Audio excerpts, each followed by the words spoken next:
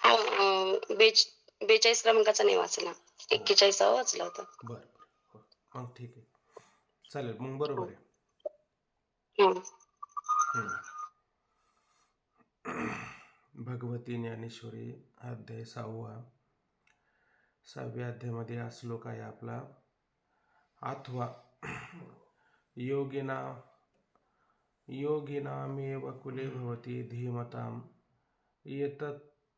एतद्धि दुर्लभतरं लोके जन्म यदीदृशं तत्र तं बुद्धिसंयोगं लभते पौर्वदेहिकं यत ते च ततो भूयः संसिद्ध्यो कुरुनंदन.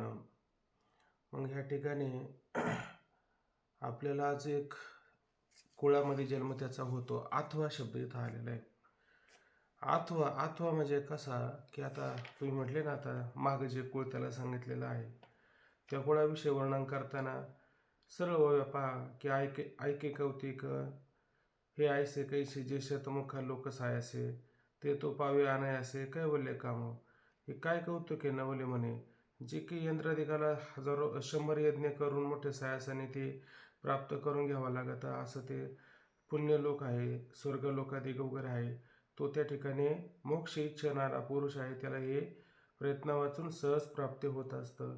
मग तेथेची जी अमोघ अलौकिक भोग भोगताही सांग कंटाळे म्हण. मग तिथलं असणारं जे अमोघ म्हणजे निष्फळ न होणारे अलौकिक दिव्य असणारे जे भोग आहे ते भोगताना पण सांग बरं, याचं मन कंटाळा करत नाही का. हा अंतर अवचेता का ओढवला भगवंता ऐसा दिव्य भोग भोगिता अनुताप नित्य. त्याला अनुताप होतो की हा भगवंता आपण मोक्ष स्वरूपाला प्राप्त करण्याकरता निघाला असता हा स्वर्गाधिकाचा हा भोग आपल्याला अचानक त्या ठिकाणी प्राप्त झाला. हे अंतराव हे विघ्न नाही का. ऐसा दिव्य भोग भोगिता अनुताप नित्य. अशा प्रकारचा तो स्वर्गाधिकातला असणारा दिव्य भोग भोगत असताना चित्तामध्ये नित्याने त्याला ते अनुताप नाम प्रायचित्त त्याला सतत त्या ठिकाणी होत असतं. पाठी जन्म संसारी आणि पुढं एवढं सगळं त्या स्वर्गाधिक भोगून झाल्याच्या नंतर संसारामध्ये तो जन्माला येतो, मृत्यूलोकामध्ये जन्माला येतो. परी ते तिथलं आता मृत्यूलोक सांगितलं तर सगळं धर्माचे माहेर आणि ते सगळं धर्माचं काही माहेर आहे. म्हणजे सगळं त्याला त्या ठिकाणी सर्व काही गोष्टी अशा पद्धतीनं अनुकूल त्या ठिकाणी स्वरूपाचं असतं. आणि लांबागु आगरी विश्व श्रेयचा. म्हणजे जसं भाताचा शेतातलं पीक काढून झाल्याच्या नंतर उरलेलं जे खालची गाठोडी म्हणा त्याला गाठोडी म्हटली जाते, किंवा त्याला आणखीन ते अजून एक काहीतरी शब्द त्याला आपण काल बोलून गेलो, तर ते त्याचं ते खालचा कंद राहतो किंवा त्याची गाठोडी राहते किंवा त्याला बुडूक असं म्हटलं जातं. आणि ते पुन्हा परत काय की त्या ठिकाणी शेतामध्ये जसं उगून येतं परत आणि चांगल्या प्रकारे ते तरतरीत असं फोपवलं जातं. तर तशा पद्धतीनं या असणाऱ्या योगभ्रष्टाला आणि सकळ धर्माचे माहेर आणि सर्व धर्माचं माहेरघर अशा पद्धतीचं त्या ठिकाणी सगळं विभवश्रेयाचा आणि चांगल्या प्रकारचं वातावरण पडल्या त्या ठिकाणी त्याला काय होतं प्राप्त होत असतं ऐश्वर्याप्रमाणे. जया ते नीतिपंथी चाले जे सत्यदूत बोले जे देखावे ते देखी जे शास्त्रदृष्टी. आणि त्या कुळाबद्दल वर्णन करता असताना काय त्या कुळात जया ते नीतिपंथी चाले जे, आणि त्या योगभ्रष्टाला त्या कुळामध्ये काय आहे चांगल्या प्रकारे नीतिपंथ, नीती म्हणजे न्यायाचा असणारा पंथ, मार्ग म्हणजे न्यायाच्या मार्गाने नीतीच्या मार्गाने चालणारं अशा पद्धतीनं काय ते कुळ असतं. सत्यदूत बोले जे, आणि ते कुळामध्ये जे बोलणं होत असतं ते अतिशय सत्य पवित्र अशा प्रकारचं बोलणं बोललं जातं. पुढे देखावे ते जे शास्त्रदृष्टी, आणि पाहायचं जर झालं तर त्या प्रत्येक गोष्टी पाहतात. पण कसं पाहतात, शास्त्राच्या दृष्टीनं अशा पद्धतीनं सगळ्या गोष्टी पाहत असतात. वेद तो जागे शोरू जया व्यवसाय निधी चारू सार सार विचारू मंत्री जया. वेद तो जागे शोरू, आणि त्या कुळामध्ये वेद हा काय जागृत असणारं दैवत अशा पद्धतीनं असतो. म्हणजे कोणतीही गोष्ट करायची झालं तर वेदाला अनुसरूनच त्या ठिकाणी केली जाते. जया व्यवसाय निजचारू. आणि ज्या कुळामध्ये जो व्यवसाय त्या ठिकाणी जो आहेत का नाही, तर तो काय निजाचारू म्हणजे आपल्या कुळाचं अशा प्रकारचं पालन करणं, हाच त्यांचा नित्य व्यवसाय व्यवहार त्या ठिकाणी चाललेला असतो. आणि त्याच्यामध्ये तो साऱ्या गोष्टी करत असताना मंत्री कोण सांगितला, तर सारासार विचार करणं हा त्या कुळामधला काय मंत्री, सल्लागार, सल्लामसलत करणारा मंत्री त्या ठिकाणी आहे. जयाच्या कुळी चिंता झाली ईश्वराची पतिव्रता, जया ते ग्रहदेवता आदी रुद्धी. ज्याच्या कुळामध्ये चिंता, हेच काय आपण काय म्हटलं श्री म्हटलं, आणि झाली ईश्वराची पतिव्रता. आणि त्या चिंता कशाची आहे, तर सतत ईश्वराचं चिंतन करणं, अशा प्रकारची चिंता. तो ईश्वर झाला पती, चिंता झाली श्री.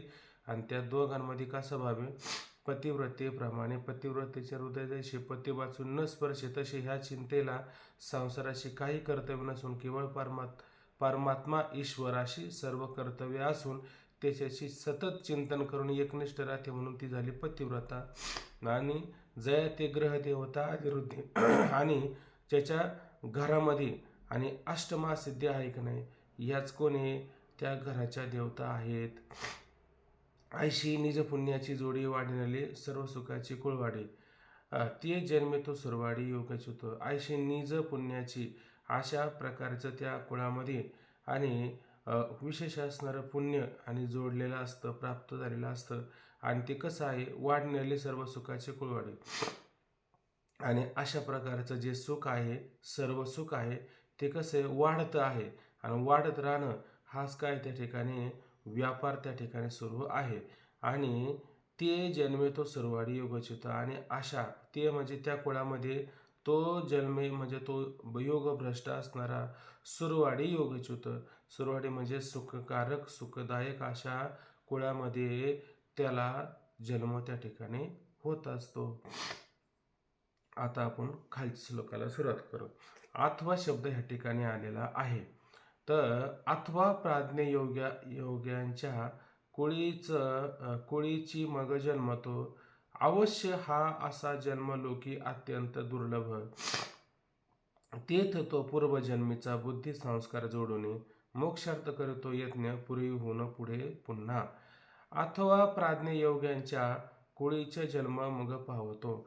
मग अथवा शब्द वापरला म्हणजे आता कोणाला पण सहज त्या ठिकाणी संशय होऊ शकतो. म्हणजे आपण आपल्याला जर ह्या जन्मामध्ये ज्ञान जर झालं नाही, आणि जर आपण स्वर्गादी लोकाला गेलो आणि स्वर्गादी लोकाला जाऊन आल्याच्या नंतर म्हणजे अशा पद्धतीनं त्या ठिकाणी ह्या सर्व गोष्टी आपल्याला अनुकूल अशा स्वरूपाच्या, म्हणजे जिथं आपल्याला फार कष्ट करायची गरज नाही पडणार, सर्व गोष्टी आपल्याला अनुकूल अशा स्वरूपाचं त्या ठिकाणी मिळेल असं वाटतं. पण काही काही ठिकाणी आपल्याला ह्या सर्वच गोष्टी अनुकूल आहे असं पाहायला मिळालं का? अहो, सकाळचं खाऊन झाल्याच्या नंतर दुपारचं काय खायचं, अशी सुद्धा काही काही ठिकाणी भ्रांती, आपल्या असं सुद्धा काही काही ठिकाणी अवस्था त्या ठिकाणी पाहायला मिळते. उदाहरण द्यायचं जर झालं तर वाचस्पती मिश्रा, त्यांचं एक उदाहरण आपण विचारसागरामध्ये पाहत असतो, प्रस्थानत्रयामध्ये. आणि असं नेहमीच आपण पाहतो की वाचस्पती मिश्रांच्या घरी काय खायला होतं.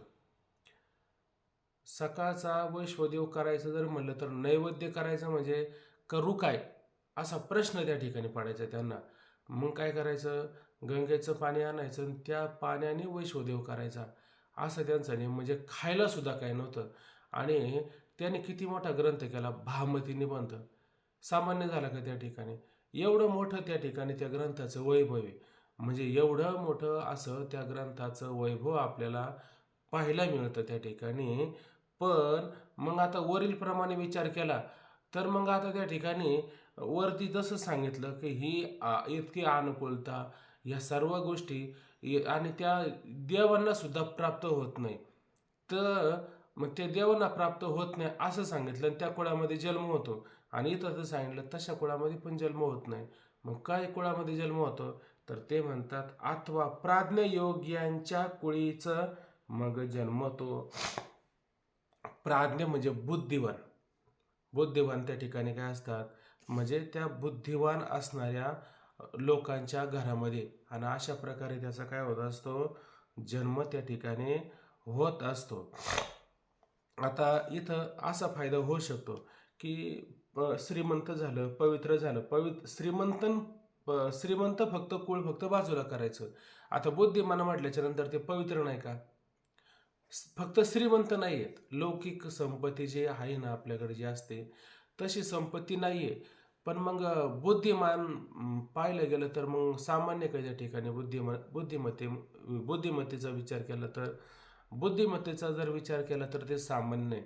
आणि हे बुद्धिमत्ता जी आहे ही बुद्धिमत्ता परोक्ष आहे का अपरोक्ष आहे असं त्या जाधवबाबांचं म्हणणं आहे.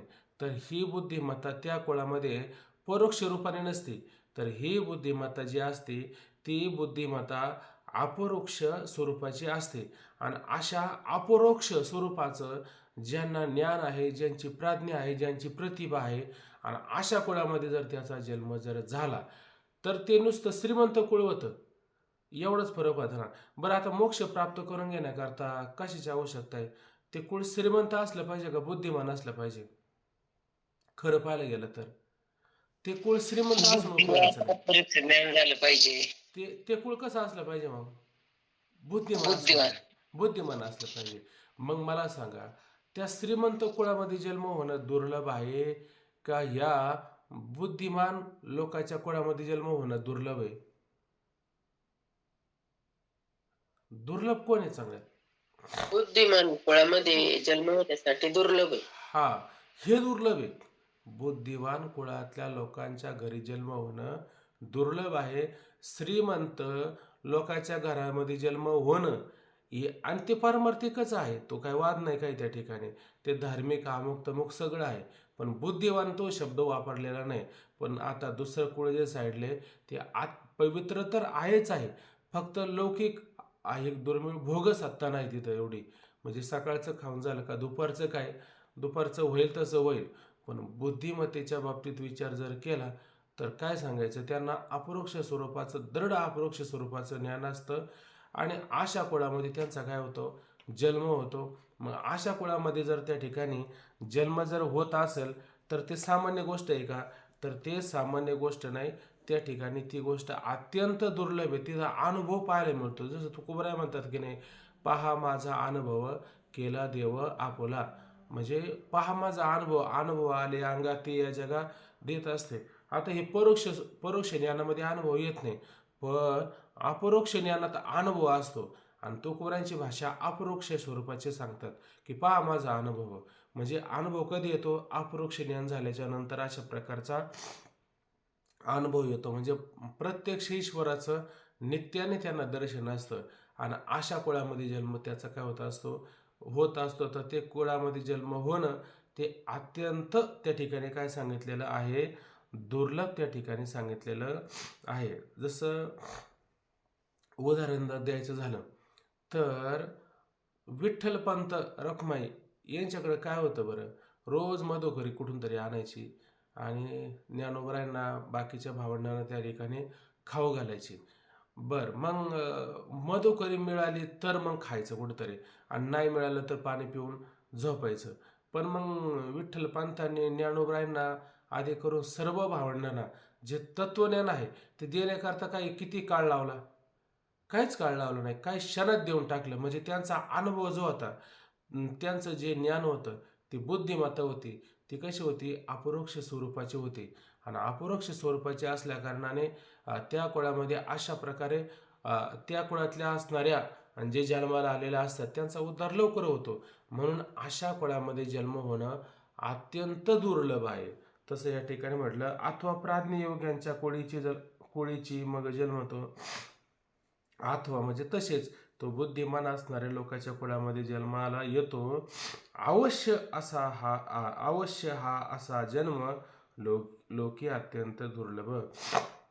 आवश्यक अशा प्रकारचा लोकामध्ये म्हणजे मृत्यू लोकामध्ये अशा प्रकारचा जो जन्म आहे तो अत्यंत त्या ठिकाणी दुर्लभ अशा स्वरूपाचा आहे. पुढे म्हणतात पहा, तेथ तो पूर्वजन्मीचा बुद्धी संस्कार जोडून मोक्षार्थ करीतो यत्न पूर्वी पुढे पुन्हा. तेथ तो पूर्वजन्मीचा बुद्धी संस्कार जोडून तीर्थ म्हणजे कुठं? आता त्या दुर्लभ असणाऱ्या प्राज्ञयोग यांच्या कुळामध्ये त्याचा जन्म झाला. पण तिथं येऊन काय करायचंय? आता तिथं येऊन तर आता श्रीमंत तिथं काही नाही, आणि तिथं येऊन फक्त काय करायचंय त्याला, की मागच्या जन्मामध्ये जो मोक्ष आपल्याला प्राप्त करून घ्यायचा होता, तो मोक्ष आपला काय झालेला आहे? अधुरा राहिलेला आहे. पण मागच्या जन्माचा भाव जो आहे, त्याची श्रद्धा आहे, ती कशी होती? बळकट होती. फक्त काय कमी होतं त्याच्याकडं? मागच्या जन्मामध्ये श्रद्धा बळकट होती ना, पण काय कमी पडलं होतं? आठवतं का? प्रयत्न हा, प्रयत्न कमी पडले. प्रयत्न कमी पडत होते. प्रयत्न स्वरूपाची पावलं मात्र झरझर उचलून टाकली जात नव्हते. म्हणून वेळेच्या आधीच आहे का नाही, म्हणजे गंतव्य स्थानावर पोहोचण्याच्या आधीच अंधार पडला आणि मग त्याला थांबून घ्यावं लागलं. असा असा विषय आपला झाला होता. मग आता पुढच्या कुळामध्ये, आता ते काय श्रीमंत कुळ नाही, आता ते बुद्धिवान असणाऱ्या कुळामध्ये जन्माला झालेलं आहे. मग तिथं आल्याच्या नंतर काय करतो, की त्याला फायदा काय असतो? जमेची बाजू काय असते का म्हणे, तो पूर्वजन्मीचा बुद्धी संस्कार जोडून ये, म्हणजे त्याच्या बुद्धीचा संस्कार आणि मागच्या जन्माचा आहेच का नाही? मागच्या जन्माचा बुद्धीचा संस्कार आहेच आहे. आता असं उदाहरण घ्या, की का एखादा पाठ करायला सुरुवात करतो आणि त्याला 4-2 ओव्यांवरती बोलायचंय. पण मग त्याला सांगितलं तुम्ही एक काम करा, प्रयत्न करा. आज त्याला सांगितलं बोलायला, आज नाही तयार होत, पण थोडा थोडा बोलला. पण तो काय म्हणला, उद्याला मी काय करतो, व्यवस्थित सांगतो. आज मला काही जमत नाही, आज असं तोडकं मोडकं सांगितलं. मग काय करेल तो, जरा थोडी ज्ञानेश्वरी घेऊन आणि व्यवस्थित अभ्यास करेल. आणि आजच्या पाठात नाही सांगता आलं, पण उद्याच्या पाठामध्ये काय करेल, चांगलं सांगेल. मध्ये रात्र नाही गेली का? मग मध्ये पाठ तुमचा 1 तासाचा, मध्ये अख्खा दिवस जाणार, अख्खी रात्र जाणार, मग मध्ये तो विषय आहे का?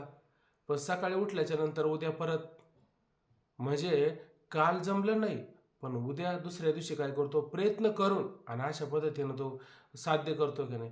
बस अगदी त्याचप्रमाणे या जन्मामध्ये त्याला काही करता नाही आलं, किंवा श्रद्धा तर बळकट आहेच आहे, पण मग ही श्रद्धा, हा भाव, ही बुद्धिमत्ता त्याला काय होते, पुढच्या जन्माला लाभदायक होत असते. पुढच्या जन्माला त्या ठिकाणी फायदेशीर अशा प्रकारचे त्या ठिकाणी होत असते. उदाहरण द्यायचं झालं तर जड भरत राजा होता ना, आणि जीवनमुक्त स्वरूपाचं जीवन नव्हतं जगत का? जीवनमुक्त होता, आणि कशामध्ये अडकून पडला? हरणी गर्भा, म्हणजे त्या हरणाचं पाडच होतं, त्याच्यामध्ये त्याची आसक्ती गुंतली, आणि तेवढ्या आसक्तीनं काय झालं, परत त्याला जन्म घ्यावा लागला का नाही, आणि नाव काय पडलं त्याला, जड भरत. हा जड भरतच होता. मग जड भरत होता का, उलट चातुर लपी महत्व हारवी पिसेपण मिरवी आवडी माझी, असं काहीतरी, असा शब्द काहीतरी बघा. बृहस्पतीचे पाडे योग्यात तरी जोडे, परी वेडिया माझी दडे म्हणे बेणे, असं म्हणतात ना. म्हणजे मग तो काय करत होता असा, त्याचं कारण होतं की मागच्या जन्मामध्ये काय केलं, ती आता चुकी होऊ नये, म्हणजे त्याला आठवतं की नाही, म्हणजे मागच्या जन्मामध्ये काय केलं याची सुद्धा त्याला जाणीव असते. म्हणजे त्यांची बुद्धी, त्यांची प्रतिभा ती किती त्या ठिकाणी पवित्र असेल बरं. आपल्याला काल काही खाल्लं हे माहिती नाही, आणि त्याला काल मागच्या जन्माचं हे चांगलं त्या ठिकाणी आठवतं, आणि आठवतं म्हणजे तो संस्कार पूर्णपणे बुद्धीत राहिला का नाही, पूर्णपणे अशा प्रकारे तो बुद्धीमध्ये राहत असतो. आणि म्हणून काय होतं पुढं, पूर्वजन्मेचं म्हणजे मागच्या देहात असणाऱ्या बुद्धीचा संस्कार जोडून, म्हणजे प्राप्त करून मोक्षार्थ करतो यत्न, पूर्वी होणं पुढे पुन्हा. आणि अशा प्रकारे तो काय करतो, की मोक्षार्थ करतो यत्न, आणि आता योगसिद्धी मोक्ष प्राप्त करून घेण्याकरता पूर्वी होणं, पूर्वी म्हणजे मागच्या जन्मापेक्षा काय करतो, पुढे पुन्हा, पुढच्या जन्मामध्ये काय करतो, पुन्हा, आणि प्रयत्न करतो. पण ते प्रयत्न कसे असतात, आता त्याचे उचलते पावलं असतात.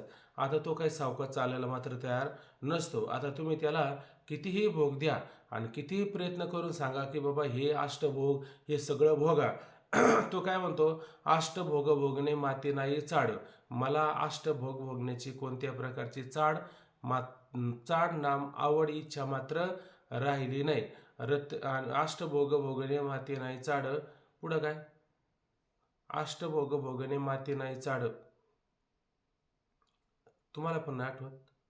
भक्ती प्रेम गुरलेले गे माय लेन गे माय आहे का नाही. एवढंच आता फक्त. किंवा आता माझं कोणी आळवाला झणी तो का म्हणे कानी बहिरे झाले.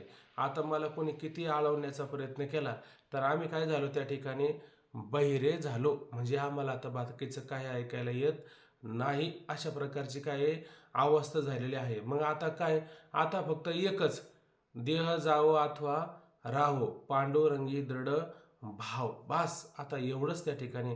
म्हणजे त्याचा 8 तास काय असतो, मुक्त होणं हा त्याचा 8 तास आहे. बाकीच्या गोष्टी नाही का, बाकीच्या गोष्टी पण आहे पण त्याला मात्र महत्त्व देत नाही. तो आता सर्वापासून आणि स्वतःला अशा प्रकारे लपवण्याचा प्रयत्न करतो आणि कशामध्ये गुंतवण्याचा प्रयत्न अजिबात त्याचा त्या ठिकाणी होत नाही. अशी त्याची त्या ठिकाणी काय होते, अवस्था होऊन जात असते. चला होऊया पाहू पण.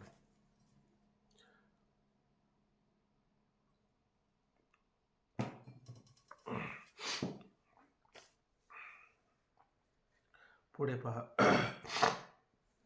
अथवा ज्ञानाग्नी होत्रे जे परब्रह्मणे स्तोत्री महासुखक्षेत्री आदिवंत. आता त्या कुळामध्ये त्याचा जन्म होतो. अथवा प्राज्ञ योग ह्याच्या पुढेची जन्मतो ना, असं सांगितलं ना. आता त्या कुळाचं वर्णन करतात. आता जसं मागच्या कुळाचं वर्णन पाहिलं तसं आता ह्या कुळाचं आपल्याला वर्णन पाहायचं. काय म्हटलं ते, अथवा किंवा तसेच ज्ञानाग्नी होत्री. ज्ञानाग्नी होत्री म्हणजे काय बरं, तर ते जसं आपण 4थ्या अध्यायामध्ये 12 प्रकारचे यज्ञ पाहिले का नाही, 12 प्रकारचे यज्ञ त्या ठिकाणी पाहिले. तसं आपण म्हणतो शब्द शब्द जे त्याने वाग्यज्ञ म्हणजे वाघ म्हणजे वाणी. म्हणजे काय, शब्द शब्दाची काय करायची, योजना करायची. आणि कोणता तो शब्दाची योजना. आणि शब्द कशाने प्रगट होतो, वाणीनं प्रगट होतो. त्याला वाघयज्ञ असं म्हणायचे. त्याला वाघयज्ञ म्हटलं जातं की नाही, त्याला जसं वाघयज्ञ तसं याला इथं अग्निहोत्री ऐक नाही. अग्निहोत्री म्हणजे काय, त्याच्यामध्ये ना ब्रह्मज्ञान हाच एक प्रकारचा अग्नी. आणि त्याचे कोणी हे होत्री म्हणजे यज्ञ करणारे. आता जसं आपण बाकीचे यज्ञ करणारे पाहतो की नाही, बाकीचे ब्राह्मण लोक यज्ञ करतात, त्यांना नावं दिली जाते का अशा प्रकारचे यज्ञाचे प्रकार आपण पाहतो. काहीतरी 4-5 प्रकार ते यज्ञाचे होत असतात. आता ते यज्ञाचे प्रकार माझ्या लक्षात राहिलेले आहे. पण त्याच्यामध्ये ना अग्निहोत्री, ज्ञानहोत्री, नाही जन्म काहीतरी ते घोड्याच्या बाबतीत घोडा असं कुठेतरी पाठवणं, रथावरती दाखवलं आणि कशावर तरी दाखवलं. असे 4-5 प्रकारचे यज्ञ त्या ठिकाणी. आश्मवेद यज्ञ पाहिला. अजून काहीतरी बरंच त्याच्यामध्ये दाखवलं. कर्मकांडाचे वगैरे बरेच यज्ञ असतात. ते जसे यज्ञ असतात का नाही. पण इथं कोणता यज्ञ सांगितला, इथं अग्निहोत्री सांगितला. इथं बघा काय दिले, पुढं पहा मग कळलं. ज्ञानरूप अग्नीमध्ये हवन करणे म्हणजे काय करायचं, या ठिकाणी हवन चालूच आहे. पण कोणतं हवन चालू आहे, ज्ञानरूप अग्नीमध्ये त्या ठिकाणी हवन चालूच त्या ठिकाणी आहे. म्हणजे इथं फक्त एकच करायचं की त्या असणाऱ्या साधकाने या जन्मामध्ये इथं येऊन आणि सतत काय करायचं, वेदाचं चिंतन करत राहायचं. आता वेदाचं चिंतन म्हणजे तरी काय, आपण म्हणतो आपल्याला तर संस्कृत कळत नाही आणि वेद मग तो संस्कृतमध्ये, मग नाही संस्कृत कळलं मग ज्ञानेश्वरी काय करते, ज्ञानेश्वरी तोच वेद एकच घास 20 ठिकाणी करून आणि त्याच्यापेक्षा विलक्षण स्वरूपाचा त्या ठिकाणी करून सांगणारे आहे. मग हे चिंतन कशाचं चाललेलं आहे, हे वेदाचं चिंतन चाललेलं आहे. हे वेदालाच अनुसरून असणारं काय चिंतन त्या ठिकाणी आहे. जसं विचारसागर ग्रंथाचा विचार पाहत असताना आणि त्या ठिकाणी किती ग्रंथ झाले, षटदर्शनी, षटप्रश्नी, ज्ञानचूर्ण, ज्ञानमंजरी वगैरे सारे ग्रंथ सांगितले. पण ते ग्रंथ सांगत असताना विचारसागर हा ग्रंथ त्या ठिकाणी श्रेष्ठ अशा स्वरूपाचा ग्रंथ सांगितला. म्हणजे का सांगितला, आज जसं वेदाला जे सांगायचं ना संस्कृतमध्ये तेच विचारसागराने सांगितलं. आणि ज्ञानेश्वरी तरी काय सांगते तेच त्या ठिकाणी आपल्याला काय करते, मराठीमध्ये सांगते. म्हणजे आपलं चिंतन चालू आहे. आणि कोणतं चिंतन चालू आहे, वेद अध्ययनच चालू आहे. या ठिकाणी वेदाला अनुसरूनच चाललेले. म्हणजे या ठिकाणी आपलं काय चाललेलं आहे, सतत वेदविहीन ज्ञान अर्जन करणं एवढंच आपलं काम त्या ठिकाणी चाललेलं आहे. म्हणजे अशा प्रकारचं काय अग्निहोत्री, ज्ञान अग्निहोत्री म्हणजे अशा प्रकारचं अनुष्ठान, अशा प्रकारचं व्रत, अशा व्रत वैकल्य अनुष्ठान हे काय सातत्याने करणं, म्हणजे सातत्याने त्या पाठाचं काय करायचं, चिंतन त्या ठिकाणी करायचं असतं. सर्व जीवन त्याचं जे असतं ना, ते केवळ या जन्मामध्ये तो ज्ञान अग्नी करता त्या ठिकाणी काय करतो असतो, समर्पण करत असतो. इथं कुठेतरी ओव्या होऊन गेलेल्या आपल्या 4थ्या अध्यायामध्ये आणि 6व्या अध्यायामध्ये एक ओवी त्या ठिकाणी आपली होऊन गेलेली. कोणाला आठवते का पहा. तरी आत्मसुखाच्या गोड्या विटे जो का सकळ विषया. बघा अशीच ओवी बघा. मानून आहे काय आत्मसुखाच्या गोड्या विटे जो का सकळ विषया इंद्रिया मानून आहे. तया ठाई इंद्रिया मानून आहे. त्याच्या ठिकाणी इंद्रियाला अजिबात महत्व त्या ठिकाणी नाही. म्हणजे काय आत्मसुखाच्या गोड्या म्हणजे आत्मसुखाची गोडी प्राप्त करून घेण्याकरता त्या ठिकाणी इंद्रियांना अजिबात सुद्धा कोणत्या प्रकारचं महत्व देत नाही. इतका तो आत्मसुखामध्ये काय निमग्न झालेला असतो. किंवा आणखी एक ओवी पाहिली होती काय, आत्मबोधाची आवडी केली स्वर्ग संसाराची कुरुंडी, ते वाचून इथेची गोडी नेनती अनेक. बघा आता इथं काय शब्द आला की आत्मबोधाची आवडी, आत्मबोध प्राप्त करून घेण्याकरता उपरती शब्दामध्ये हा विचार येतो की वेदविहित कर्माची साधनं स्त्री धन पुत्रादी याचा विधीपूर्वक त्याग करून आणि विषयांना विषयाप्रमाणे नाशक समजून जो आत्मप्राप्तीकरता ग्रहदिकाचा त्याग करतो त्याला उपरती किंवा कधी कधी त्याचा संन्यास असा अर्थ केला जातो. तसं ह्या आत्मबोधाच्या आवडी काय केली, स्वर्ग संसाराची कुरुंडी म्हणजे ओवाळणी किंवा त्याचा उतारा आहे का नाही, अशा पद्धतीने त्याने करून टाकलेला असो. ते वाचून त्यांच्या वाचून इथेची गोडी म्हणजे ह्या आत्मज्ञानाची गोडी नेनती अनेक. इतरांना कळेल का, इतरांना मात्र ती कळणार नाही. अगदी ह्या जशा 2 ओव्या पाहिल्या का नाही, या 2 ओव्यानुसार त्याचं काय संपूर्ण त्या ठिकाणी जीवन झालेलं असतं. म्हणून त्याला केवळ आत्मबोधाकरता अशा पद्धतीने त्याचे प्रयत्न त्या ठिकाणी चालू. त्याचे प्रयत्न म्हणण्यापेक्षा ह्या कुळाचं वर्णन चाललेलं आहे. ह्या कुळामध्ये अशी अवस्था आहे आणि कुळामध्ये त्याचा जन्म होतो. म्हणजे इथं खालच्या ओबीमध्ये त्याचा जन्म होतो, त्याचा जो वर्णन आहे त्या कुळाचं वर्णन चाललेलं आहे, हे लक्षात घ्या. पुढं म्हणतात जे परब्रह्मणे स्तोत्रे आणि त्या ठिकाणी काय परब्रह्मणे स्तोत्रे म्हणजे काय, परब्रह्म स्वरूपाला प्राप्त करून घेण्याकरता उपाय करण्यामध्ये ते काय निपुण आहे, निष्णांत आहे. म्हणजे त्या कुळामध्ये काय परब्रह्म कसं प्राप्त करायचं अशी त्या जसं एखाद्या वैद्याकडे गेले तर वैद्य काय करतो, वैद्य निर्वधी सूची निदानाची. वैद्य काय करतो का रोग बरा करण्याकरता निदान करतो असतो, सूचना करतो त्याची. का बरं, त्याला त्या ठिकाणी रोग बराई करण्याची औषधं असतात, बरोबर की नाही. तसं यांच्याकडे काय असतं, हे परब्रह्मणे स्तोत्री म्हणजे त्या परब्रह्म स्वरूपाचा बोध करून देण्याकरता किंवा त्याचे शब्द किंवा त्याचा विचार आणि त्या विचारामध्ये हे काय असतात परिपूर्ण झालेले असतात, निपुण झालेले असतात. म्हणजे ह्या ठिकाणी हे ब्रह्मनिष्ठ असतात, हे स्तोत्रिय असतात आणि हे दयाळू पण त्या ठिकाणी असतात. म्हणजे हे सारे गुण तिथं आलेत का नाही. उलट त्या शिष्याला अशा प्रकारचा गुरु त्या ठिकाणी आवश्यक आहे. विचारसागराच्या 3ऱ्या तरंगामध्ये आपण याचा बारकाईने विचार केला.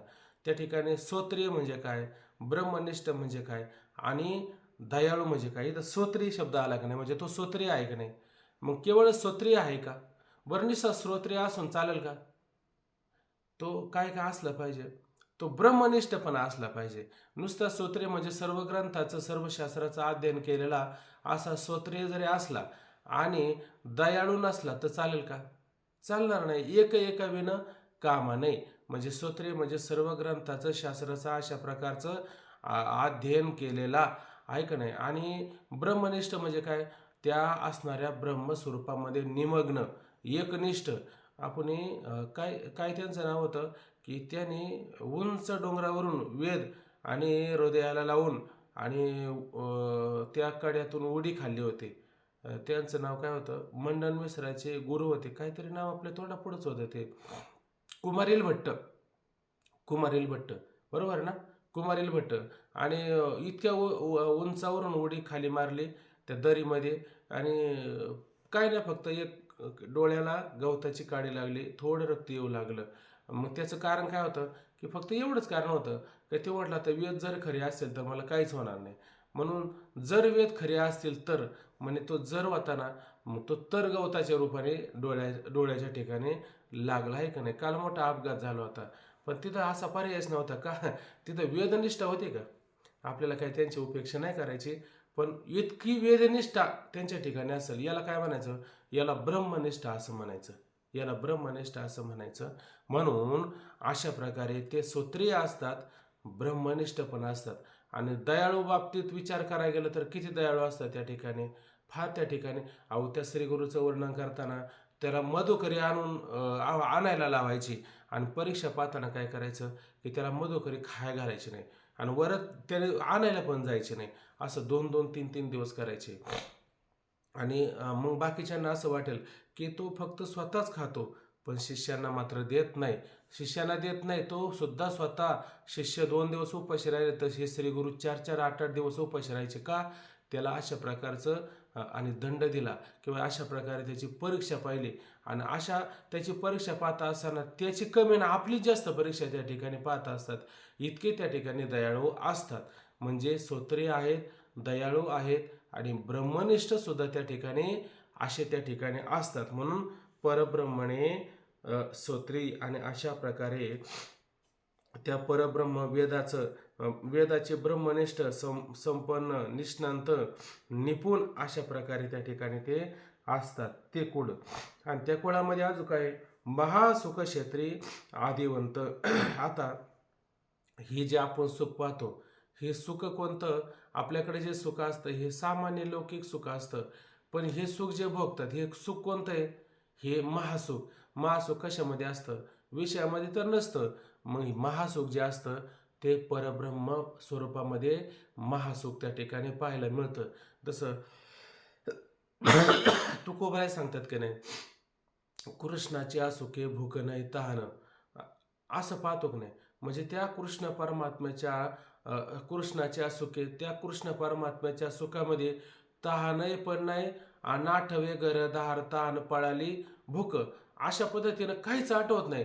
आणि सगळे लोक कशात सुख भोगतात, खाण्यापिण्यामध्ये सुख भोगतात.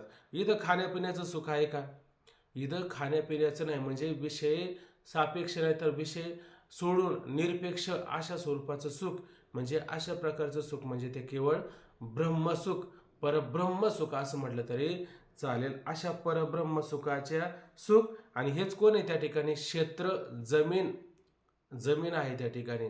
आणि ह्या परब्रह्म सुखाची जमीन आहे, आणि त्या जमिनीचे हे कोण आहे तर आदिवंत. अशा प्रकारचे आदिवंत म्हणजे मालक आहेत, हे जमीनदार त्या ठिकाणी आहेत, हे वतनदार त्या ठिकाणी आहेत. कशाचे, ह्या परब्रह्म महासुखाच्या जमिनीचे हे मालक, वतनदार, जमीनदार त्या ठिकाणी पाहायला मिळतात. तसं तुकोबराय म्हणतात की नाही, माझ्या वडिलांची मिराशी गा देवा. आता ही परंपरा, ही मिराशी, ही वतनदारी, ही कुठून चालत आलेली आहे, माझ्या वडिलांची. आणि आता आम्ही कोण आहे त्याचे, आम्ही त्याचे मालक आहोत.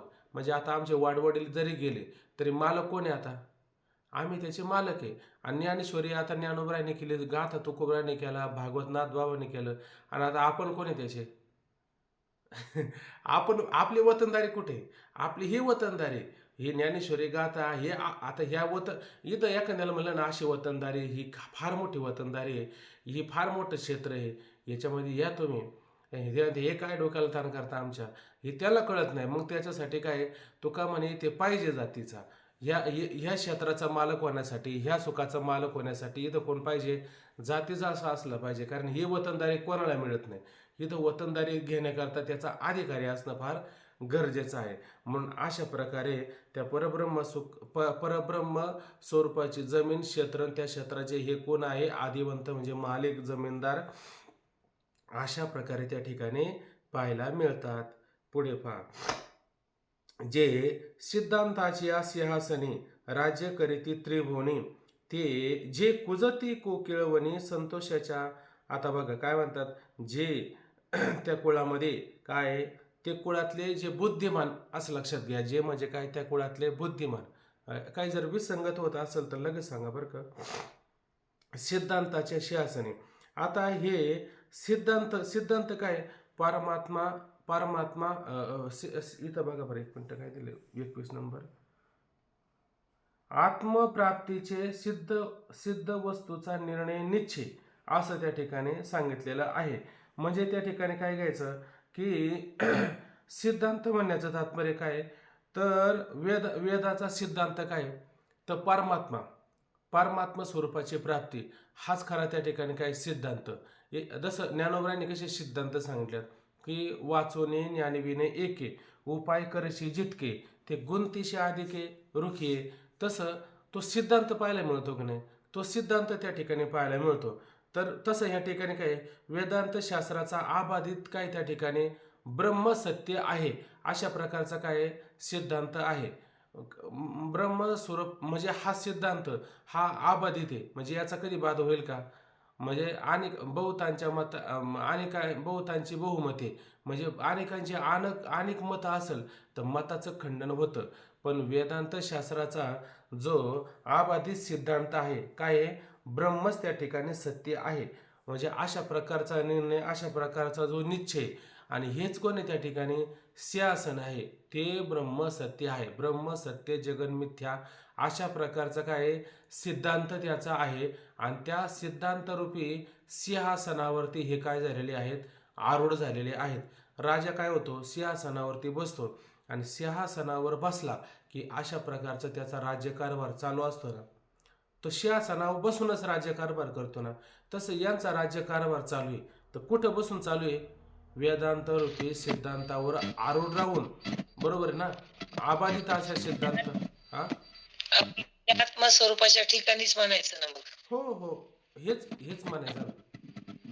ब्रह्म सत्य जगन मिथ्या, अशा प्रकारचा जो आबाधित सिद्धांत आहे. याच्यामध्ये काय सिद्धांत निघाला की ते ब्रह्म मी आहे. तो का म्हणे आम्ही राजे त्रिलोक्याचे, असा प्रकारचा सिद्धांत. म्हणजे मी आत्मा व्यापक स्वरूपाचा आहे. कितीतरी याच्यात काय बाद होईल का, असा आबाधित असणारा सिद्धांत. आणि हेच कोणी सिंहासने, आणि त्या सिंहासनावरती आरूढ झालेले आहेत, बसलेले आहेत, विराजमान त्या ठिकाणी झालेला आहे. म्हणजे अशा प्रकारचा त्यांचा निर्णय झाला, निश्चय झाला. आता याच्यात बदल होईल का कोणता, बदल होणं म्हणजे बाद होणं. पण हा सिद्धांताच मुळात काय आहे, आबाधित स्वरूपाचा आहे. त्याच्यावरती हे आरूढ झाले, त्या सिंहासनावरती आरूढ झाले. जसं तुकोबरात उंच देवाचे चरण तेथे झाले अधिष्ठान, तिथं आरूढ झाले. आता इथं आरूढ झाले ना, काय करतात, आरूढ राहून त्या ठिकाणी राज्य करते त्रिभुवनी. आणि अशा प्रकारच्या त्रिभुवनावर त्या ठिकाणी बसून हे त्या ठिकाणी राज्य करते. आता हे राज्य करते म्हणजे नक्की काय राज्य करतात बरं त्या ठिकाणी. त्या ठिकाणी धर्म काय आहे, अधर्म काय आहे, सार काय आहे, आसार काय आहे, क्रिया भावना विचार, यालाही त्रिभुवन असं म्हटलं जातं. तर आपल्याला मला असं वाटतं हे त्रिभुवन कोणतं घ्यायचं बरं. इथं हे पण त्रिभुवन चालू शकतं, क्रिया भावना आणि विचार. म्हणजे क्रियेमध्ये सुद्धा काय हाच सिद्धांत आबाधित आहे, क्रियेत भावनेमध्ये पण हाच सिद्धांत ऐक नाही. आणि विचारामध्ये सुद्धा काय हाच सिद्धांत त्यांचा आबाधित आहे की ब्रह्म सत्य जगन मिथ्या, अशा प्रकारचा सिद्धांत. ह्या पद्धतीने काय क्रिया भावना विचार या त्रिभुवनावरती ते काय करतात. त्रिभुवन म्हणजे ही तर त्रिभुवन अशा पद्धतीनं घेऊ शकता, किंवा त्रिभुवन म्हणजे स्वर्ग मृत्यू पाताळ, असं जर विचार केला तर त्या ठिकाणी काय परमात्मा सत्य आहे, बाकी सर्व त्या ठिकाणी मिथ्या आहेत, असा पण विचार करू शकतो. म्हणजे अशा प्रकारे राहून म्हणजे सारासार विचार, धर्माधर्म काय, सत्य असत्य काय, अशा प्रकारचा ते नित्याने त्या ठिकाणी विचार अशा त्रिभुवनाच्या राज्यावरती राज्य करते. त्रिभुवनावरती अशा प्रकारचं राज्य त्या ठिकाणी करतात, चालवतात. जे कुजत कोकिळवणी संतोषाच्या. आणि पुढं माऊली म्हणतात कसं राज्य करतात. राज्य करताना ते पण सांगतात कसं, तर जे कुजत कोकिळवणी संतोषाच्या वनी आणि जे कुजत कोकिळ, कोकिळ जे कुजत, म्हणजे त्या असणाऱ्या संतोष रूपी वनामध्ये राहून कोकिळा काय करत असते, तर ध्वनी करत असते. जशी कोकिळा वनामध्ये राहून त्या ठिकाणी ध्वनी करते का नाही, कोकिळा वनात राहून ध्वनी करते, पण वन पण तसं असलं तर कोकिळा ध्वनी करते. तसं या ठिकाणी वन सांगितलेलं आहे, अरण्य सांगितलेलं आहे.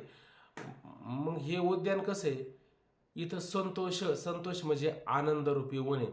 मग इथं मागं वाटतं कुठंतरी आनंदाची रोपे लोणचली असं म्हटलं ना, तिथं उपटून टाकले होते त्या काम क्रोधाने, आहे की नाही. तर तसं ते असं एक वन असतं त्या, आणि त्या वनामध्ये काय आहे, केवळ संतोष. म्हणजे ते एखाद्या आंबरेमध्ये गेले, आता आंबराईच्या वनामध्ये गेल्याच्या नंतर तुम्हाला काय वास येईल बरं पाहिला घ्यायला, तर आंब्याचा, आंबराईमध्ये अशा प्रकारचा काय असतो, वास असतो. जर तुळशीच्या वनात गेलं तर कशाचा वास येईल, तुळशीच्या मंजिऱ्यांचा वास घमघमाट येत असतो.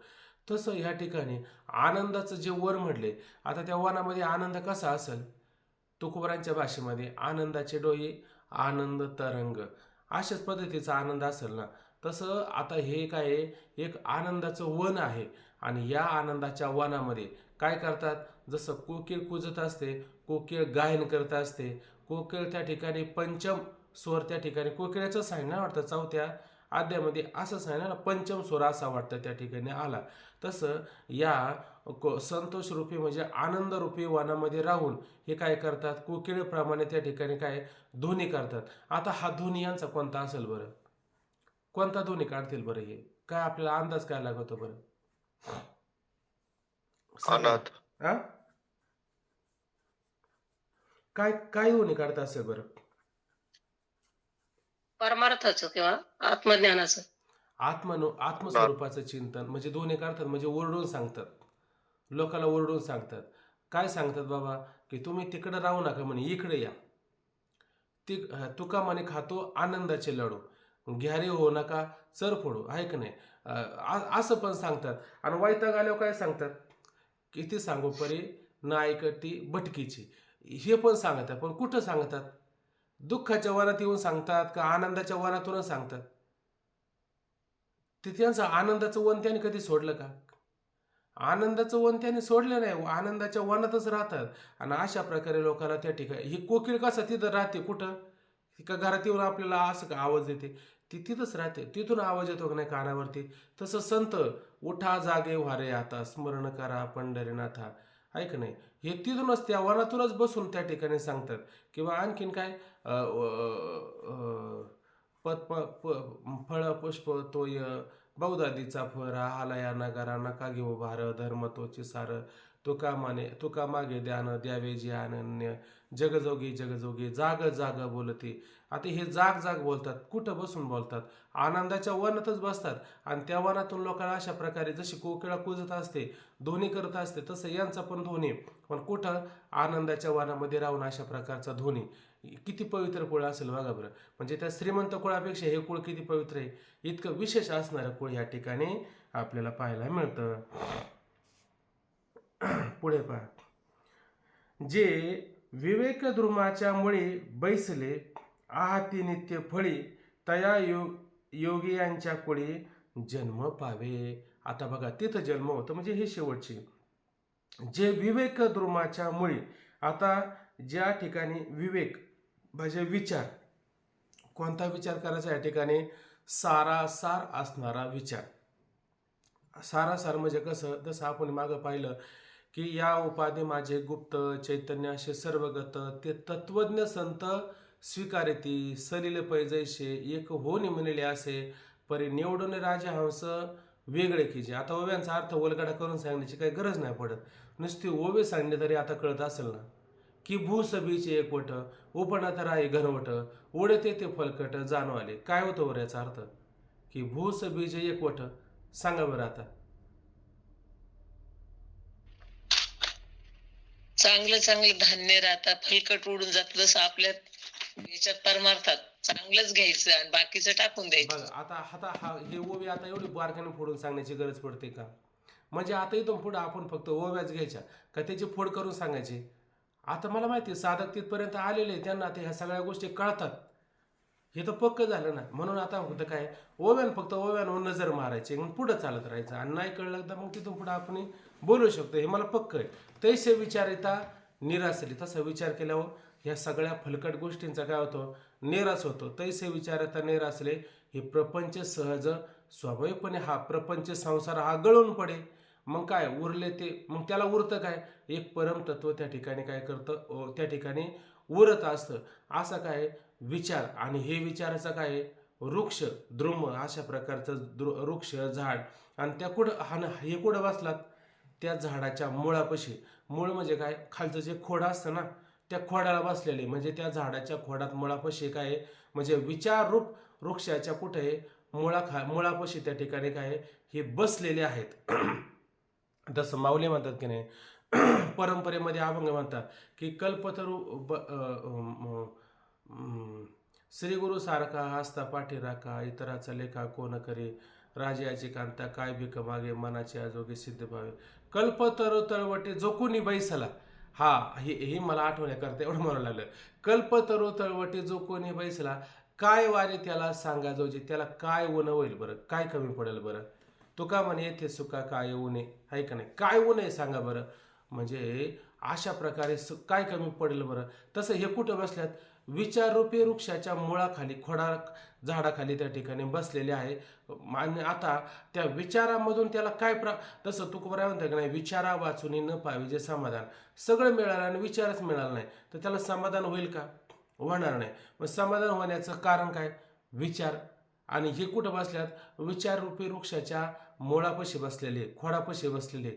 मुळापाशी बसणं म्हणजे काय, जिथून विचार सुरुवात होतो ना त्या मुळापाशी बसले असं पण लक्षात होऊ शकतं. किंवा जिथं मुळाला किंवा विचाराला अनुसरून आहेत ना, त्यांचं काय मूळ समाधान त्या ठिकाणी होऊ शकतं, असं पण होऊ शकतं. लागतं अर्थ बरेच. चला बैसले आता, बसून काय होतं, आहा ती नित्य फळे. आणि अशा प्रकारे त्यांना काय नित्य फळ मिळतं. नित्य फळ मिळणं म्हणजे कोणतं, बाकीच्या गोष्टीचं फळ मिळणं, व्यावहारिक फळ मिळणं, हे फळ टिकतं का, टिकत नाही. मग कोणतं फळ टिकतं, परब्रह्म स्वरूपाला प्राप्त होणं हे खरं फळ आहे. परब्रह्म स्वरूपाची प्राप्ती करून घेणं हे खरं फळ आहे. तसं तुकोबरा म्हणतात की नाही, निश्चयाचे बळ तुका म्हणे त्याची फळं. म्हणजे निश्चय करणं आणि निश्चयाने परमात्मा स्वरूप होणं हेच खरं फळ आहे. याच्यापेक्षा आणखीन कोणतं फळ चांगलं आहे का, याच्यापेक्षा कोणतं चांगलं फळ नाही. मग याला कोणतं फळ मिळत असेल बरं, विचाररूपी वृक्षाखाली बसून, खोडाला बसून यांना परब्रह्म स्वरूपाची प्राप्ती होणं हे खरं फळ आहे. आणि असं फळ त्यांना त्या ठिकाणी त्या कुळात त्या लोकांना प्राप्त झालेलं आहे. म्हणून आहात ती नित्य फळी. आणि अशा रूप इथं काय दिलं बघा बरं, 2 मिनिटं, 24 नंबर, नित्य फळरूप ब्रह्मस्वरूपात. झाले 6 भाऊ, वेळ काय ऐकत नाही आपल्याला. असो चला आपण ओवी आज जरा इथपर्यंत पाहून घेऊ जरा. असो, तया योगियाच्या कुळी जन्म पावे. आणि अशा योगियांच्या कुळी, आणि योगियांच्या म्हणजे बुद्धिमान असणाऱ्या योगियांच्या कुळामध्ये अशा प्रकारे जन्म पावे. कोण जन्म पावे बरं, थोडं बोला आता, थोडा एखादा माईक चालू राहू द्या. कोण जन्म पावे, योगभ्रष्ट. वा, योगभ्रष्ट जन्म पावे. म्हणजे आता माझ्या लक्षात यायला लागलं. बरं, आता तो जन्म पावताना कसा पावतो, तर म्हणतात मोठकी देहा आकृती उमटे. आता आईच्या उदरामधून, आहे का नाही, आणि त्याचा काय झालेला आहे जन्म, आहे का नाही. मोठकी म्हणजे छोटा, लहान, आहे का नाही. आणि देहाची आकृती काय आहे, त्या ठिकाणी आकारला आलेली आहे, अवतारला आलेली आहे. त्याचा जन्म त्या ठिकाणी झालेला आहे. आणि जन्म झालेला आहे आणि निजज्ञानाची पहाट फुटे. म्हणजे त्या ठिकाणी आकाराला आला ना आला की लगच त्या ठिकाणी काय आहे, आत्मस्वरूपाची उषकाळ पहाट लगच फुटते. अहो, उषकाळ आत्मस्वरूपाची पहाट, आणि एवढ्या वयात आता शिकतं कुठं जन्माला आलं, आता शिकतं कुठं नीटनेटकं राहणं खाणं, कुठं काय जरा थोडं, आहे का नाही. आपण म्हणलं जरा माळ घाला, काय करायचं माळाचं फिळचं अमुक असं म्हणतो, आहे का नाही. एवढा हे संस्कारण, त्याला गुरून परंपरा, मग दीक्षा, अनुग्रहण, मग शिकाण सूत्र, अहो एवढं करायला वेळच नाही. नुसतं आकाराला आला तर सारे आपण म्हणतो ना काय, बाळाचे पाय पाळण्यात दिसतात, म्हणजे लक्षण कळतं का नाही, हे बाळ कसे. कृष्ण परमात्मा अवतार झाला कृष्ण परमात्म्याचा. साधू संतांची चरित्र पण किती पाहायला मिळतात. पाहायला मिळतं का नाही की आता नरसिंह मेहता त्याचं पत्रिका दाखवली म्हणे हा फार मोठा संत होऊ शकतो. अशा अनेक संतांच्या पत्रिका निघल्या आहे की नाही. नाथबाबाची पण पत्रिका निघली होती म्हणे मूळ नक्षत्र आले, पण यांच्यासारखे संत नाही म्हणले कुठे होणार. म्हणजे एवढे एवढे आकारातच त्याची पत्रिका काढली म्हणजे काय का हे फार मोठं मोठं कार्य दिव्य कार्य करू शकतो. तर याच्यातून काय घ्यायचं, एवढेच आकारण पत्रिका काढून पाहिली तर इथं काय बाळाचे पाय पाळण्यात म्हणजे इथं काय निज ज्ञानाची म्हणजे निज म्हणजे आत्मस्वरूपाची काय उषाकाळ पाठ अशा पद्धतीनं काय एवढ्या आकारालाच असताना त्या ठिकाणी ही ज्ञानाची पाठ त्या ठिकाणी फुटत असते. आणि कसं उदाहरण देऊन सांगतात, सूर्यापुढे प्रगटी प्रकाश जायचा. आता जरा पटपट घेऊ. सूर्याच्या पुढं आणि प्रकाश प्रकाश काय सूर्यापुढं जातो आणि मागून प्रकाश येतो का पुढं प्रकाश आणि मागं सूर्य असतो. खरं पाहिजे गेलं तर हा तसं यांचं वय अवस्था तारुण्य प्रौढ कुमार हे सगळं काय होतं हे पुढं आहे, हे पुढं आहे आणि ज्ञान काय नाही नाही हे माग आहे. अवस्था माग आहे आणि ज्ञान यांचं कसं असतं पुढं त्या ठिकाणी असतं. पुढं पहा जरा. तैशी दशेची वाट न पाहता वयसेची या गावा न येता बाळपणीच सर्वज्ञता वरी तयाते. काय म्हणले या ठिकाणी तैसे अगदी तैसे म्हणजे त्याप्रमाणे त्याप्रमाणे म्हणजे कुठं सूर्यापुढे प्रगटी प्रकाश जायचा सूर्याच्या पुढे जसा प्रकाश त्या ठिकाणी फाकत असतो की नाही तैसे अगदी त्याप्रमाणे दशेची वाट न पाहता. आता बालपणी जरा थोडं वयात येतील मग आळंदीला नेऊ घालू तिथून पुढे मग त्यांचं शिक्षण चालू होईल आणि मग तिथून पुढे त्यांना अशा पद्धतीनं त्या वयात त्या अवस्थेमध्ये त्यांना काय होईल हे ज्ञान प्राप्त होईल. पण अशा दशेची वाट न पाहता अशा अवस्थेची आहे का नाही अशा सगळ्या गोष्टीची वाट पाहायची गरज पडते का. वाट न पाहता वाट पण नाही पाहायची मग आणि वैश्याच्या गावा न येता आणि वैश्याचे म्हणजे चांगले तारुणपण जरा जरा थोडे वयात आले मग जरा थोडं त्याला ज्ञान आकलन आत्मसात करण्याची अवस्था म्हणजे ते वय प्राप्त होतं. त्या वयाच्या गावाला यावं लागतं का, त्या वयात अशा प्रकारे येण्याची आवश्यकता नाही. त्या वयात म्हणजे त्या वयाच्या गावात त्यांना येण्याची आवश्यकता पडत नाही. बाळपणीचं सर्वज्ञता वरीत येते आणि बाळपणी लहानपणातच अशा प्रकारची काय सर्वज्ञता वरीत येते. ती सर्वज्ञता त्याला काय करते वरते आहे का नाही म्हणजे माळ घालते. म्हणजे सर्वज्ञता त्याला लहान वयातच त्या ठिकाणी काय होत असते प्राप्त होत असते. आता काय उदाहरण द्यावं तर ते आपण पाहिलं नाही का नाही ज्ञानोबरांचं वर्णन त्या ठिकाणी पाहायला मिळतं. बघा ना अगदी 16व्या वर्षी त्याने ज्ञानेश्वरी केली का नाही बाळपणीच की. आता 16व्या वर्ष म्हणजे काय लय मोठे पण झालं का आपली 60 होती तरी आपलं असेच पण माऊलींनी जे करून ठेवले दिनकर महाराज तुमचं असं येतं जातं असं काय होतं ते. अहो ते लाईट गेलेली हा आहे हा ना 6 बरोबर झाले हा ती असं असं ठीक आहे आणि एक 10 मिनिटांनी येते. हो जाऊ द्या हा आलं द्या ना जाऊ द्या हा त्याच्यात नका गुंतू. मी आता हे बसलेलो आहे.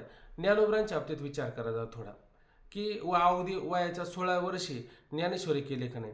बरं ज्ञानेश्वरी केली आता आपल्याला तरी अजून नीटनेटकी कळाली असं म्हणा बरं. ज्ञानेश्वरी आम्हाला आतापर्यंत नीटनेटकी कळाली असं कोणाला सांगता येणार नाही. अशी अवस्था त्या ठिकाणी हो म्हणजे हे लहानपणामध्ये एवढे सर्वज्ञता आले का नाही एवढं हे सगळं करणं सोपं नाही.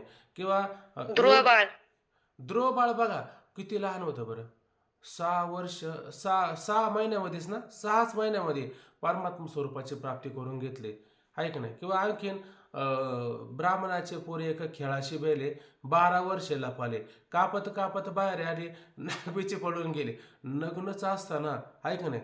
म्हणजे किती सर्वज्ञता आली असेल. वडील मागं लागले शुक शुक शुक म्हणायचे नाव पण नामकरण झालंच नव्हतं तर काय म्हणायचं म्हणून शुक शुक अशा पद्धतीची अवस्था होत असते. म्हणजे एवढ्या लहानपणामध्ये काय एवढी सर्वज्ञता त्यांना त्या ठिकाणी प्राप्त झालेली असते. बघा आता योगभ्रष्ट पुरुषाचं वर्णन बरं का हे योगभ्रष्ट पुरुषाचं वर्णन आहे. तो गंतव्यस्थानाला चुकलाय भ्रष्ट झालाय त्याचं वर्णन चालू या ठिकाणी. पुढे पहा ते सिद्धांत प्रज्ञेची लाभे मनची सारस्वते दुभे मग सकळ शास्त्र स्वयंबे निगती मुखे. बघा आता किती ते सिद्ध प्रज्ञेचे निलाभे म्हणजे सिद्ध प्रज्ञा आहे का ना सिद्ध म्हणजे परिपूर्ण असणारी तयारत असणारी काय प्रज्ञा बुद्धी विचार अशा पद्धतीची काय आणि लाभे. इथं काय दिलं 1 नंबर की बुद्धीच्या अधिष्ठात्री देवताच्या कृपेने प्राप्तीची ऋतंभरा प्रज्ञा, पूर्वजन्मात प्राप्त असणारी प्रज्ञा, म्हणजे कुठं मागील जन्मातील सिद्ध बुद्धी आहे की नाही, त्याची बुद्धी आहे ना, प्रज्ञा आहे ना, ही कधी मागच्या जन्मामध्येच त्या ठिकाणी काय त्याला सिद्ध झालेली आहे, प्राप्त झालेली आहे. फक्त प्रयत्नाचं उचलतं पाऊल घेतलं नाही, ही एवढी अडचण होती. आणि त्या मागे जन्मात असणारे काय सिद्ध बुद्धीच्या संबंधाने योगाने त्याला काय होतं, लभते लाभे, त्याला अशा पद्धतीनं काय होतं, लाभ होतो. कशाचा? त्या स्वरूपाच्या म्हणजे आत्मस्वरूपाच्या ज्ञानाचा त्याला लाभ होतो. आणि मनाची सारस्वते दभे, आणि मग मनामध्ये काय सारस्वते दुभे आहे का नाही. जसं ज्ञानेश्वरी काय, ज्ञानेश्वरी म्हणजे काय, सारस्वताचा दागिना म्हटलं या ठिकाणी, म्हणजे सगळं विद्याचा दागिना. सारस्वत म्हणजे काय, सर्व विद्या, आणि त्या विद्यातला जसा हा ज्ञानेश्वरी काय आहे, दागिना आहे, गाथा दागिना आहे, बरोबर की नाही. असं सारस्वत इथं काय होतं, जसं गाय दुभते का नाही, जर त्या ठिकाणी दुधाची गाय असेल ती दुभत असते, नित्य दुभत असते अशी काल दूध दिलं आणि उद्या दूध देणार नाही, म्हणजे तिला दुभती गाय म्हणता येईल का? तिला दुभती गाय म्हणता येणार नाही. तो म्हणजे नित्याने दूध येणार. आम्हा घरी एक गाय दुभत आहे, पारण समाय त्रिभुवनी, वानते सावळी नावते श्रीधरा, चरे वसुंधरा 14 भुवने, तुका म्हणे तेथे भूक माझे काय, जोगविते माये तिन्ही लोके. आता ही गाय किती दुभती असेल बरं, ही दुभती गाय पाहिली का नाही. तसं याच्या मनामध्ये काय, याच्या मनातच सारस्वत दुबे, म्हणजे याच्या मनामध्ये काय सर्व ग्रंथाचं दुप्त म्हणजे दुहन सतत चालू आहे का नाही. म्हणजे सातत्याने त्या ग्रंथाचं परिशीलन, आकलन नाही पण परिशीलन, अशा पद्धतीचं त्याचं चिंतन सतत त्या ठिकाणी काय चालूच असतं. कुठं? मनात. म्हणजे या मनामध्ये काय काय ग्रंथ, किती ग्रंथ येत असेल तर सारे ग्रंथाचं चिंतन याच्या मनामध्ये चालतं, म्हणजे हे नित्याने दुबत आहे असं त्याचा अर्थ होतं. मग आता हे दुबतं कसं, तर बघा मग माऊली म्हणतात, मग सकळ शास्त्रे स्वयंभे निगती मुखे. आता याच्या मुखामध्ये आणि लहान वयातच आणि सगळं शास्त्र जे आहे का नाही ते स्वयंभे म्हणजे स्वतःच निगती मुखे, आणि स्वतःच्या मुखातून अशा पद्धतीनं ते काय धो त्या ठिकाणी काय, जसे गायची धार कशी झरझर ते गायची धार काढताना काय शब्द वापरतात, काही मन वाक्य असेल त्याला, तसे ते सरसार धारी काढता का नाही, तसे याच्या मनामध्ये काय हे सगळं शास्त्र आणि मनामध्ये त्याचं काय मनन चालू असतं की नाही. आणि मुखातून कसे हे धो त्या ठिकाणी काय करतात, नुसते वाहू लागतात, नुसतं झरझर अशा पद्धतीनं ते वाहू लागतात. आयशे जे जन्म जया लागे देव निष्काम, स्वर्गी ठेले जप होम करती सदा. आयशे जे जन्म जया लागे देव निष्काम, अशा प्रकारचा दुर्लभ असणारा आहे का नाही जो जन्म आहे, त्या जन्माकरता जया लागी प्राप्त होण्याकरता देव सकाम, आणि देव अशा प्रकारे सकाम म्हणजे अशा प्रकारची कामना हेतू मनामध्ये ठेवून काय करतात, स्वर्गी ठेले, स्वर्गामध्ये राहून काय करतात, जप होम करते सदा. आणि अशा प्रकारे त्या स्वर्गामध्ये राहून जप करतात, होम करतात, आणि कसे करतात, सदा करतात. आता स्वर्गामध्ये तुम्ही कितीही जरी केलं तर त्याचा काय फायदा होईल का बरं. तुम्ही विचारसागर कोणी ऐकलं तुमच्या लक्षात येऊ शकतं की स्वर्गातली योनी, देव योनी ही कोणती योनी आहे बरं, कर्म योनी आहे का भोग योनी आहे बरं, कोण सांगाल. भोग येऊन भोग योनी आहे का नाही, भोग योनी आहे. आणि भोग योनीमध्ये फक्त भोगायचे असतात.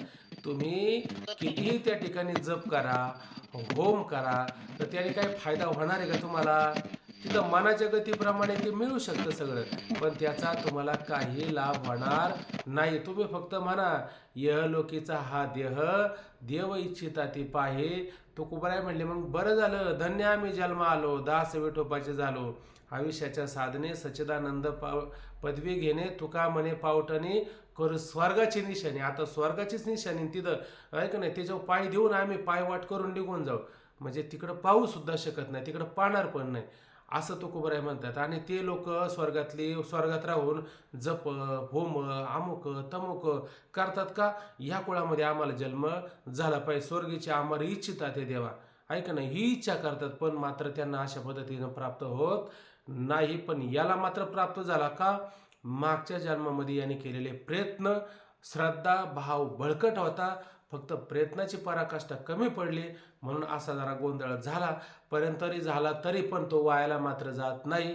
यावरून आपल्याला एवढं तरी आधार झाला की नाही, आता एवढं तरी आधार झाला की आपण ज्ञानेश्वरीचं चिंतन केलं. आम्ही काही गडबड घोटाळा केला नाही, आम्ही काही फसवाफशी केली नाही, म्हणून आम्हाला काय असाही दिवस जरी पडला तो वाया तर जाणार आहे ना आमच्या चांगल्या कुळात तर जन्म होईल ना. एवढं तर लाभ आहे की नाही. कोणी कोणी झाला तरी माझा कसं पडतं बरं. इथं ओवी येणार मग सकळ शास्त्र स्वयंभे निगती मुखी, म्हणजे आपण म्हणतो ना एखादी मूर्ती स्वयंभू आहे कायमची, तसंच स्वयंभू तयार होतो म्हणायचं. स्वयंभू म्हणजे त्याच्या स्वतःच्या मुखातून तो बोलेल ते तयाचे बी साठे शब्द सुखी म्हणून येते वेद. तुका तरी सहज बोले वाणे, ते सहज जरी बोलले तर काय बोलतील बरं, वेदच बोलतील. ते बोलतील तो वेद तयार त्या ठिकाणी होऊ शकतो. आता ती वेळ झाल्यामुळं मला पण गडबड होते, मग मी आता काय करणार, त्याला सांगायला गेलं तर भरपूर निघतं त्याच्यामध्ये. हे म्हणायचंय. मग आयुष्य जे जन्म जायला लागे देव निष्काम, आणि अशा प्रकारचे जे जन्म आहे ते जन्म प्राप्त करून घेण्याकरता देवसुद्धा काय आहे, आणि त्या ठिकाणी हेतू भाव मनामध्ये ठेवून स्वर्गामध्ये राहून, स्वर्गी ठेवले म्हणजे स्वर्गात राहून अशा प्रकारचे काय करतात, जप होम करते सदा, आणि जप होम वगैरे सतत त्या ठिकाणी काय करतात, सातत्याने अशा प्रकारचं त्याचं अनुष्ठान करतात. आमरी भाट होय जे, आमरी भाट होय जे, मग मृत्यू लोकाते वाणिजे. बघा किती महत्व सांगितलं. आमरी आहे की नाही, आमरी म्हणजे कोण, आमर लोक. आता अमरावती म्हणजे आमर लोक, म्हणजे ते स्वर्गातले देव आहे का नाही, त्याला म्हणायचं आमरी. म्हणजे आता एक शब्द माऊलीने दिला आमरी, त्याला काय म्हणायचं, आमरी म्हणजे स्वर्गात राहणारे आमरी. आणि काय करतात, भाट व्हायचे, भाटगिरी करतात. भाटगिरी करतात म्हणजे जसा तो सुदामा भाटगिरी, त्याचा भाव मोठा भाऊ भाटगिरी करायचा, आणि याला म्हणले तू भाटगिरी कर. तुम्हाला मी भाटगिरी फक्त परमात्म्याची करतो, मी दुसऱ्याची भाटगिरी करणार नाही. म्हणजे स्तुती करणं, भाटगिरी करणं, प्रशंसा करणं, ही भाटगिरी. आणि आता इथं ह्या असणाऱ्या लोकांची भाटगिरी कोण करतात, आमरी भाटगिरी करतात. कुठं करतात भाटगिरी, स्वर्गामध्ये बसून भाटगिरी करतात. अर्जुनाची पण भाटगिरी केली, अर्जुनाचे पण पावडे घाले कोणी, स्वर्गात असणारे गंधर्व. तो संग्रामी हरजिंतला, निवांत कवचाचा टाव फोडला, पवाडा तो केला गंधर्वाशी. कोणी केले पावाडे, आता ते गंधर्वाने पावाडे कोणाचे करायचे, देवांचे करायचे, ते अर्जुनाचे पावाडे केले आहे का नाही. पावाडे करतील, भाटगिरी करतील, एवढं विशेष असणारं महत्त्व. तसं ह्या लोकामध्ये आणि अशा प्रकारचा दुर्लभ जन्म प्राप्त होणार, म्हणजे तो सुची श्रीमतामगे हे ते म्हणण्यापेक्षा हा श्लोक फार महत्त्वाचा, म्हणजे हे फार दुर्लभ आलं. म्हणजे आणि या दुर्लभ असणाऱ्या कुळाची भाटगिरी आणि त्याच्यात जन्म होणार त्याची भाटगिरी, ही काही सामान्य भाटगिरी असेल का, विशेष स्वरूपाची काय त्या ठिकाणी भाटगिरी आहे का नाही. आमरी भाट व्हायचे, आणि स्वर्गातील लोक त्या ठिकाणी अशा प्रकारची त्याची भाटगिरी स्तुती त्या ठिकाणी करतात. मग मृत्यू लोकाची वाणिजे, आणि भाटगिरी करून काय करतात, मृत्यू लोकाचं अशा प्रकारचं विशेष असणारं वर्णन त्या ठिकाणी करतात, वाणिजे.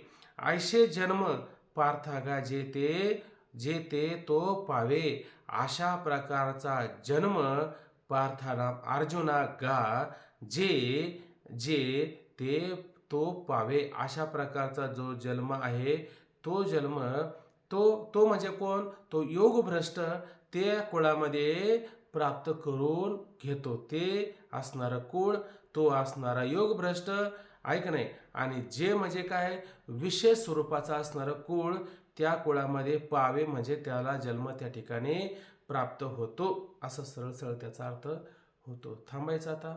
पुंडलिकावरधारी विठ्ठल श्री ज्ञानदेव तुकाराम पंढरीनाथ भगवान की जय. माऊली ज्ञानेश्वर महाराज की जय. जगद्गुरु तुकाराम महाराज.